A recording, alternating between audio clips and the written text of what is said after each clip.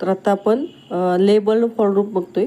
तर label for लूपमध्ये बघा हिअर काय केलं तर लेबल नेम प्रोव्हाइड करावं लागेल. लेबल नेम कोलन आणि त्यानं कसं तुमचं जे काय आपण सिम्पल फॉर लूप यूज करतो त्याप्रमाणे. तर इथे काय होईल, हे जे काय लेबल आहे हे लेबल काय होईल, या फॉर लूपला हे लेबलिंग होणार आहे. त्याचं एक्झाम्पल बघूयात. एक्झाम्पलमध्ये काय केलं आहे बघा. तर इथं काय केले, ए हे काय केले लेबल प्रोव्हाइड केलेलं आहे. कशाला तर हे जे काय आपण लूप घेतलेला आहे for int I equal to 1, I less than equal to 3 and I plus plus. तर याच्यामध्ये काय केलेलं आहे हे लेबलिंग दिलेलं आहे. त्यानंतर आपण बी पण घेतलेलं आहे. तर बी हे जे काय लेबल आहे हे लेबलिंग कोणाला आहे तर जे आपण इनरचं फॉर लूप घेतलेलं आहे त्याला आहे.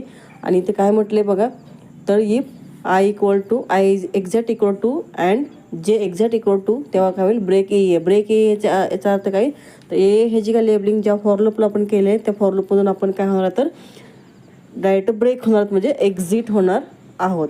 ठीक आहे.